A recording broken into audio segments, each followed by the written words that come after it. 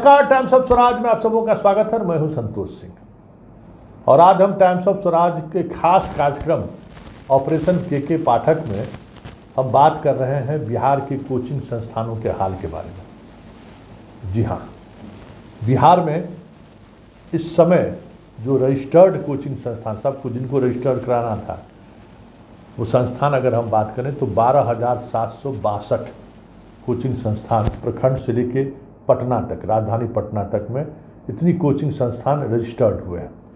1017 coaching संस्थान पटना में registered हुआ है। और अगर हम छात्रों की बात करें, इन कोचिंग संस्थान में पढ़ने वाले छात्रों की बात करें तो 9,93,368 छात्र इन कोचिंग संस्थानों में पढ़ाई कर रहे हैं, इनरोल्ड हैं।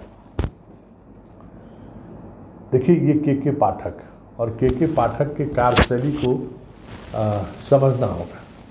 हम बार बार कहते हैं कि ये झुकेगा नहीं, आप कुछ भी कर लीजिए, ये झुकेगा नहीं। ये निर्णय ले लिया तो ले लिया। अपना स्वभाव होता है, आदमी का काम करने का तरीका होता है, मिजाज होता है। लाख आप व्यक्तिगत बातचीत में बड़े बड़े पत्रकार भी उसकी आलोचना करते हैं कि देखिए वहाँ से आउटसोर्सिंग करके ले आया है, मुंबई की कंपनी को ले आया है, तो दिल्ली के कंपनी को लेकर आया है। लेकिन कलम में और जुबान में ताकत नहीं है कि के पाठक के खिलाफ बिना किसी एविडेंस के खबर चला दें। सुनी सुनाई बात पर आप कोई मीडिया वाला पाठक पर खबर भी नहीं चला सकता है, क्योंकि सबको पता है कि सुप्रीम कोर्ट तक लेकर चला जाएगा। इसलिए सब डरता है, क्योंकि जिस स्तर तक होमवर्क करने की ज़रूरत है, पाठक के खिलाफ मटेरियल कलेक्ट करने के लिए जिस स्तर पर होमवर्क की ज़रूरत है, उसके लिए बहुत पापड़ बेलना पड़ता है। और वो पापड़ बेलने के लिए कोई तैयार नहीं कि कोई कागज़ ला के हमको दे दिया और हम खबर चला दिए, तो ये तो होना संभव है नहीं। कोचिंग संस्थान वालों ने भी ये बड़ी कोशिश की कि पाठक के इमेज को कैसे प्रभावित करें, इसकी बड़ी कोशिश चल रही है। कई मीडिया हाउस में विज्ञापन भी दिया, खर्च भी व्यक्तिगत रूप से भी ऑब्लाइज करने की कोशिश हुई, लेकिन किसी ने उस तरीके से नहीं लिखा। हाँ, ईगो टकराव हो रहा है, ईगो टकराव की वजह से छात्रों को नुकसान हो रहा है, ये सब आप चला भी रहे हैं, लोग लिख भी रहे हैं। लेकिन फैक्चुअली डाटा के सहारे, एविडेंस के सहारे पाठक के खिलाफ कलेक्ट करना बड़ा मुश्किल है। हाई कोर्ट से तो ये लोग राहत ले आए, कोचिंग वाले कि समय निर्धारित करने का अधिकार सरकार को नहीं है। लेकिन जो सख्ती उन्होंने बरती है, अब विद्यार्थी नहीं आ रहा है। प्रखंड मतलब छोटे शहरों में तो अधिकांश कोचिंग संस्थानों में ताले लटक गए। अधिकांश या तो सुबह में पढ़िए, नहीं तो शाम में पढ़िए, दोपहर पूरे दिन का तो ताला लटक गया है। बड़े बड़े संस्थान जो पटना में भी हैं, जो कोचिंग चल रहा है, चाहे खान का कोचिंग हो, चाहे गोल हो, चाहे फिटजी हो, जो बड़ी संस्थान है, वहाँ भी सीबीएसई से अलग जो रेगुलर बैच के जो स्टूडेंट हैं, सीबीएसई वाला अभी भी आ रहे हैं। जो बेहतर स्कूल में जिनका नामांकन नहीं हुआ, वो भी वही छोड़ के बाकी विद्यार्थी गांव लौटना शुरू कर दिया, मतलब लौट चुका है और वापसी की कोई गुंजाइश नहीं है। यह जानते हुए भी अभिभावक को कि हमारे बच्चों को पढ़ाई वहाँ नहीं हो रही है, शिक्षक नहीं है, फिर भी इतना साहस नहीं जुटा रहे हैं कि बच्चों को पटना भेज दे कोचिंग के लिए। एक से एक रसूख वाले गांव में हैं, मुखिया जी के रिश्तेदार, मुखिया जी की बेटी, मुखिया जी का पुतोहू, मुखिया जी का बहन, प्रमुख का बेटी बहन, जो लोग गांव में पढ़ा रहे हैं बिहार बोर्ड में, वो कितना भी रसूख वाला क्यों नहीं हो, ये दुस्साहस नहीं कर पा रहे हैं कि अपने बच्चों को बाहर कोचिंग के लिए भेज दें और यहाँ नामांकन बना रहे हैं। कोई हेडमास्टर, कोई मास्टर ये दुस्साहस नहीं कर पा रहा है। 15 लाख बच्चों का इसी नाम नहीं कटा है, हर दिन मॉनिटरिंग हो रही है। अब 3 दिन आप नहीं आइएगा तो चौथे दिन आपके गार्जियन के पास मास्टर साहब और चिट्ठी सहित दोनों पहुंच जाएगा कि बच्चा नहीं आ रहा है, बच्चा नहीं आएगा तो हम नाम काट देंगे। इस तरीके की शक्ति बढ़ती जा रही है। इस वजह से उपस्थिति तो इन्होंने करा दिया है। अब कोचिंग संस्थान वाले को प्रॉब्लम क्या हो रहा है, अब स्टूडेंट ही नहीं है, क्योंकि बिहार में तो अधिकांश बच्चे बिहार बोर्ड के हैं। सीबीएसई बोर्ड वाले बच्चे कितने हैं? और जो ड्रॉप आउट हैं, मतलब एक साल जो कोचिंग पढ़ने के लिए जिन्होंने पिछले साल इंटरमीडिएट किया है वो लोग हैं।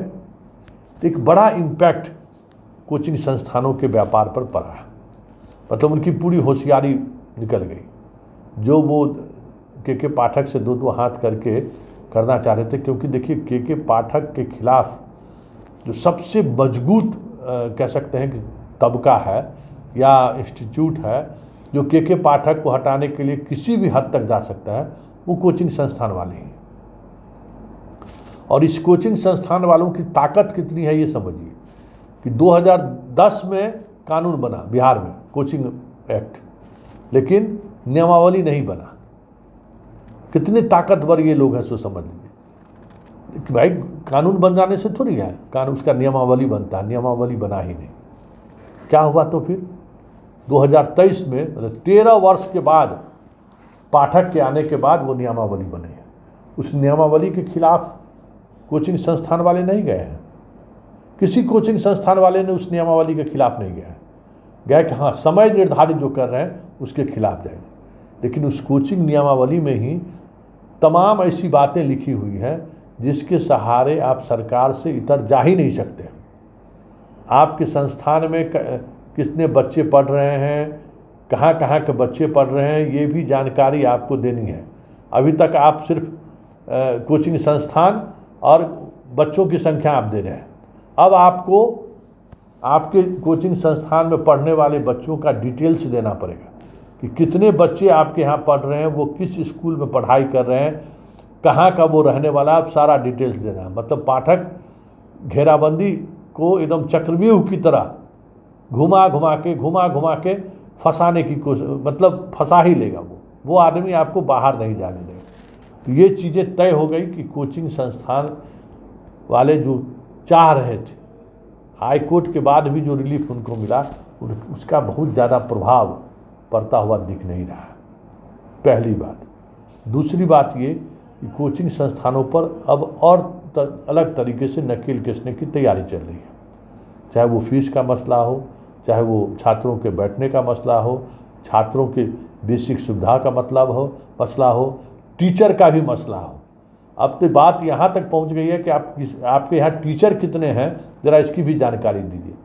और ये सारी चीज़ें अब थोड़ा टाइट किया जा रहा है, धीरे धीरे उनका स्क्रू टाइट कर रहा है।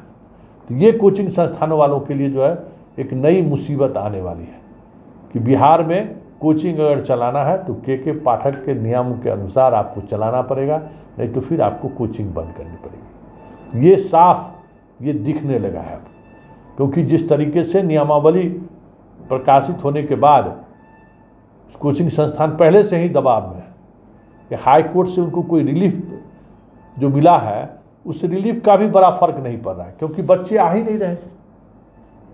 लेकिन ये कब तक? गार्जियन की स्थिति भी थोड़ी विपरीत हो रही है।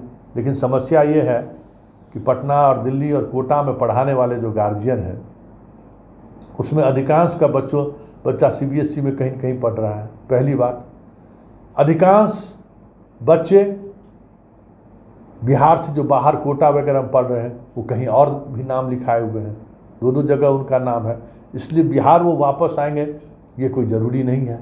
इसलिए वो तबका भी जो है जो कोचिंग बिहार से बाहर कर रहा है, उनको कोई पटना या बिहार लौटने से स्थानीय जो कोचिंग संचालक हैं उनको कोई लाभ हो जाएगा, ऐसा भी होता हुआ प्रतीत नहीं हो रहा है। ये शिकंजा अपने आप में पूरे कोचिंग संचालन की जो प्रोसेस है या जो माफियागिरी है, उस पर एक अलग तरीके की नकेल कसने की कोशिश आप कह सकते हैं।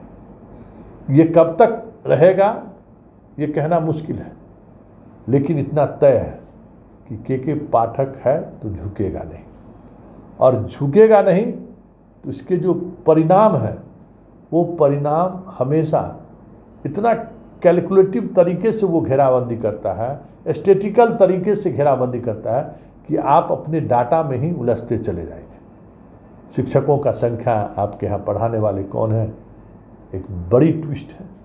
और इस ट्विस्ट में जो है सो कई लोग फंसते जा रहे हैं, क्योंकि एक ही टीचर कई संस्थानों में पढ़ाते हैं अलग अलग संस्थानों में भी पढ़ाते हैं।